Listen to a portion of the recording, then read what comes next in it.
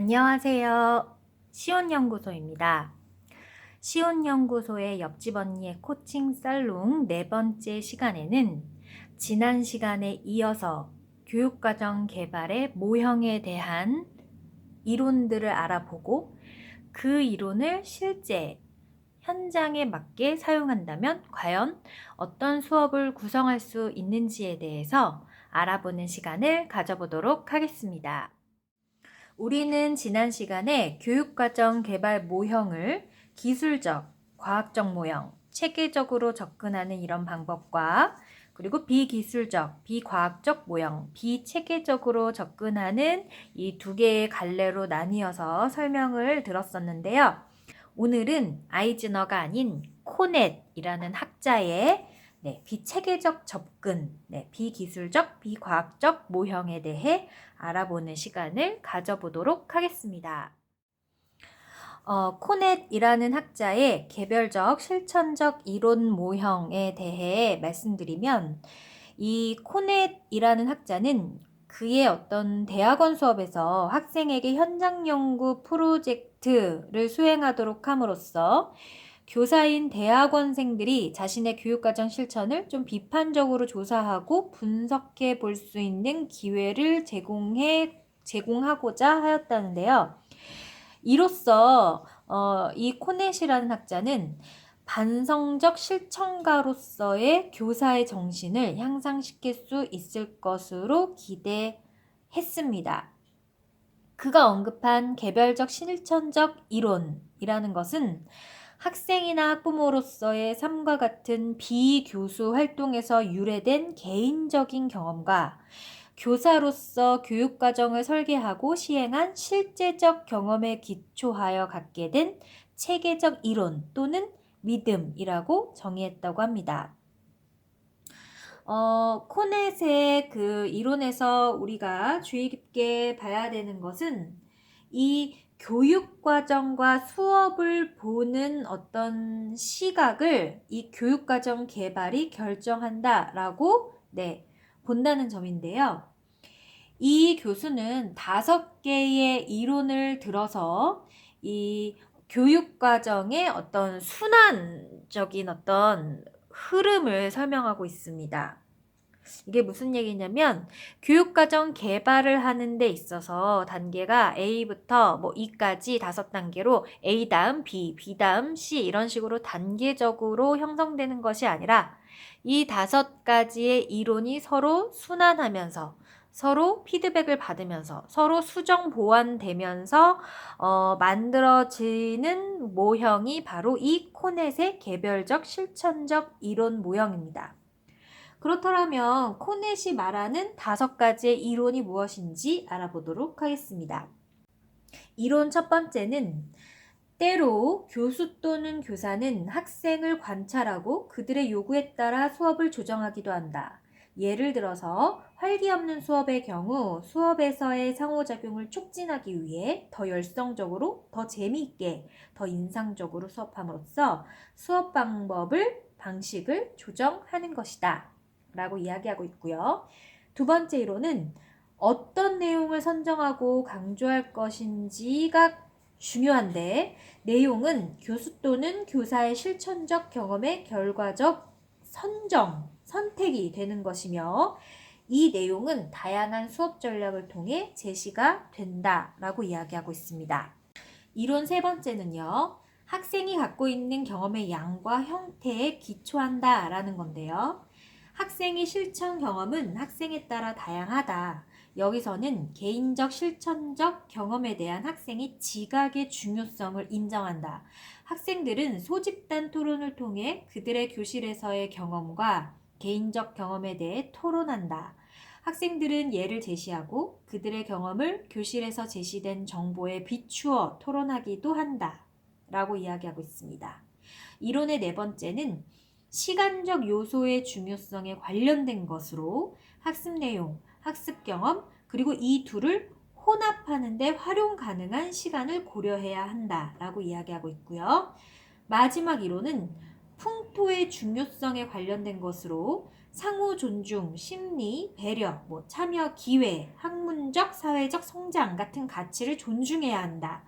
코넷은 현장 연구를 통해서 교사 자신의 어떤 그런 이런 교육과정 개발의 결정에 있어서 이런 어떤 영향을 미치는지를 알고자 계속 이런 식으로 분석을 하다가 지금 제가 이야기한 이 수업의 5가지의 이론, 그리고 수업 단계를 수업 이전 단계, 상호작용 단계, 수업 이후 단계로 나누어서 체계적으로 조사함으로써 실제에 대한 반성과 통찰을 얻을 수 있을 것으로 보고 있습니다. 오늘의 옆집 언니의 코칭 살롱 한마디는 이 코넷의 개별적 실천적 이론 모형을 통해서 우리가 현장에서 활용할 수 있는 방법은 이런 것들입니다. 오늘의 옆집 언니 코칭 살롱 한마디는 이 코넷의 개별적 실천적 이론 모형은 사실 개별화 수업을 할 때 혹은 학습에 대해 어려움이 있는 친구를 개별적으로 따로 수업을 나갈 때 그때 좀 크게 도움이 되는 그런 모형입니다. 제 사례를 하나를 말씀을 드리면 제가 요즘에 한글 강의를 나가는데 그 한글 강의에 참여한 학생이 좀 학습에 대한 동기부여가 그렇게 잘 이루어진 친구가 아니에요. 그래서 조금만 재미없으면 안 하려고 하고 같은 활동을 여러 번 반복하면 아이가 도망을 갑니다.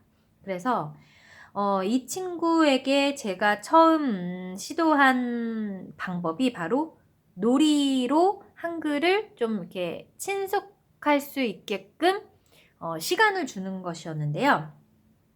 제가 중심이 아니라 아이 학습자의 중심에서 이 친구가 놀이는 좀 좋아하는 것 같으니까 뭔가 손으로 움직이고 눈으로 이렇게 보면서 호기심을 좀 충족시키는 그런 어떤 활동을 기획해보자 라는 거였어요. 그런데 이 코넷의 개별적 실천적 이론 모형에서도 보면 이론 첫 번째에 어떤 걸 강조하고 있냐면 활기가 없는 수업의 경우에 이 수업에서의 상호작용을 좀 촉진시키기 위해서 좀 인상적으로 수업할 수 있는 수업 방식을 설계해라 라는 이야기가 나오거든요. 그런데 이런 어떤 인상적인 어떤 수업 방식, 활기 있는 수업 방식은 30명, 40명 있는 그런 어떤 학습 상황에서는 그 학습자의 어떤 사람에게 맞춰야 될지 모르기 때문에 굉장히 좀 극단적으로 갈 수가 있습니다. 막 굉장히 활기 있는 수업이다. 그러면 모두가 방방 뛸 수 있는 그런 어떤 체육 활동에 가까운 그런 어떤 수업 방식으로 치우칠 수밖에 없는 거죠. 그러니까 누구 한 사람 한 사람의 어떤 그런 성향, 그리고 그들이 좋아하는 어떤 그런 주제 이런 것들을 다 맞출 수는 없다는 거죠. 결국은 그냥 전체가 다 방방 뛰면서 지금 웃으면서 그냥 같이 참여하는 그 즐거움을 느낄 수 있는 그런 어떤 형태의 수업으로 갈 수밖에 없다는 거예요.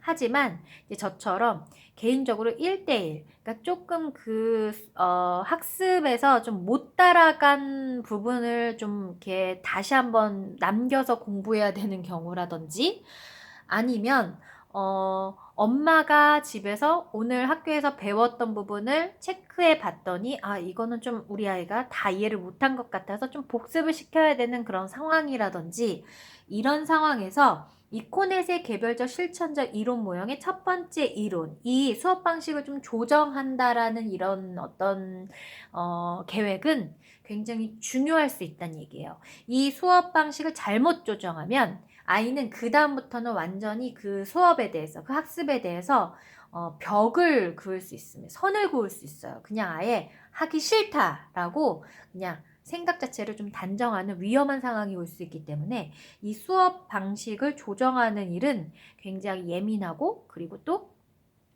섬세하게 그리고 바로 진행이 되어야 합니다.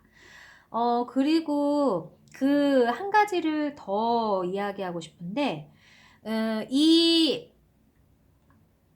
코넷의 개별적 실천적 이론 모형에서 중요한 또 다른 한 가지는 예를 들어서 내가 이 친구에게 이 친구는 좀 놀이를 좋아하니까 놀이 학습을 한번 진행해 봐야겠다. 그래서 한번 해봤는데 아이가 약간 시큰둥해요. 내 놀이 학습에 대해서. 그랬을 때에 또 다른 방식의 수업 방식을 미리 설계해 놓고 미리 준비해 가야 한다는 사실입니다. 그래서 그 첫 번째 놀이 방법을 제시했을 때 아이가 너무 좋아하면 그걸로 수업을 계속 이끌어가면 되지만 그 준비한 놀이에 대해서 아이가 좀 시큰둥하고 재미없어 한다면 자신이 준비한 그 여러 가지의 수업 어떤 방식 중에서 지금 이 아이에게 그래도 조금 더 맞을 것 같다 싶은 놀이 학습을 하나 더 제시해서 아이가 그걸로 좋아하면 그걸로 그냥 밀고 나가면서 수업을 계속 진행하면 될 것이고 좋아하지 않는다면 사실 거기에서 그 수업은 그냥 중단해야 합니다. 그래? 그러면은 오늘은 여기까지 했어. 충분히 네가 열심히 했으니 오늘은 여기까지 하고 우리 다음 시간에 또 즐겁게 만나자 라고 해야 합니다.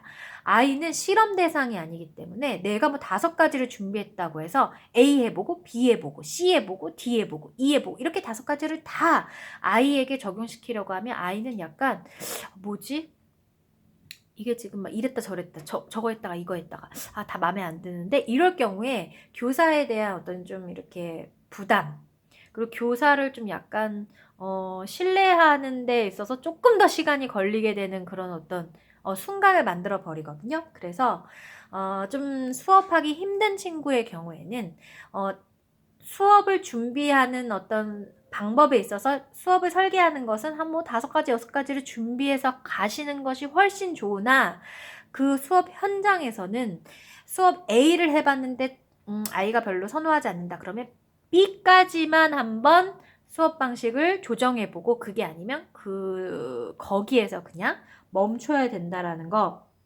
네, 이것이 되게 중요합니다. 사실 이 코넷의 이론 2번째 시간에 어떤 내용을 선정하고 강조할 것인가는 이런 교사의 실천적인 경험의 결과로서 선정이 된다. 그래서 다양한 수업 전략을 제시할 수 있어야 된다라는 이야기가 나오거든요. 그러니까 이게 바로 수업은 많이 설계하되 아이에게 제시하는 데 있어서는 너무 여러 가지를 한꺼번에 다 보여줘서는 안 된다라고 코칭 드리고 싶습니다. 또한 이론 3번째에 보면 학생이 갖고 있는 경험의 양과 형태에 기초해서 학생에 따라서 다양하게 설계되어야 한다라는 이야기가 나오거든요. 이것도 역시 제가 이 한글 수업을 할 때 이 친구는 뭘 좋아하나 그림도 한번 그리게 해보고 또 그리고 이것저것 질문하면서 그 친구의 좀 기호를 좀 파악하는 시간이 있었거든요. 이런 어떤 시간들은 결국 내가 수업을 준비하는 데 있어서도 좀 아이가 싫어하지 않고 잘 적응할 수 있는 그런 어떤 방향의 수업으로 안정성 있게 준비할 수 있는 토대가 된다라는 거를 잊지 않으셔야 합니다. 여러분들도 혹시 저처럼 그 어떤 수업에 좀 집중을 못해서 내용을 정확하게 이해하지 못한 친구를 뭐 남겨서 수업을 한다든지 아니면 아까 말씀드렸듯이 집에 와서 보니 아이가 너무 이해를 못한 것 같아서 엄마가 다시 한번 설명을 해본다든지 뭐 이런 등등의 상황일 때 이 코넷의 개별적 실천적 이론 모형을 떠올리면서 일단 수업을 막 시작하기보다는 수업하기 전에 어머니 혹은 교사가 이렇게 해볼까 저렇게 해볼까 교육과정 개발을 여러 개를 준비해 놓고 그리고 나서 아이한테 질문해보고 좋아하는 게 무엇인지를 좀 탐색한 후에 준비한 그런 수업 어떤 설계들 중에서 적합한 것을 골라서 한번 시도해보고 그게 아니면 또 다른 거 하나 정도만 시도를 해봐서 거기에서 수업을 좀 끌어내려고 노력을 하셔야 된다라는 거 그게 바로 오늘의 저의 코칭 한마디입니다. 이렇게 수업이 다 끝나고 난 다음에 수업이 끝이 아니라 오늘 내 수업에서 좋았던 점은 어떤 거였지? 조금 부족했던 점은 어떤 거였을까? 이렇게 수업에 대한 반성을 통해서 다음 시간에는 그럼 이런 부족한 점을 이렇게 해보는 게 어떨까? 친구가 오늘 했던 그런 행동들을 보니까 내가 이런 것들을 좀 준비하면 친구에게 도움이 되겠다라는 이런 반성적인 어떤 시간을 통해서 그 다음 시간이 그 전 수업보다 조금씩 발전이 되어 가면서 학습자와 충분하게 공감할 수 있고 상호작용할 수 있는 이런 형태의 수업을 설계하는 것, 그게 바로 이 코넷의 개별적 실천적 이론 모형을 따르는 수업이 될 수 있습니다. 오늘의 옆집 언니 코칭 살롱 4번째 시간 도움이 되셨나요? 이렇게 그 코넷의 개별적 실천적 이론 모형은 이렇게 개별화 수업에 각각 학습자 중심에서 그 학습자의 능력을 최대한 단기간에 끌어올리는데 굉장히 좋은 그런 어떤 교육과정 개발 모형이거든요. 제 설명이 도움이 되셨기를 바라면서 저희 5번째 옆집 언니의 코칭 살롱 편에서 만나요. 안녕.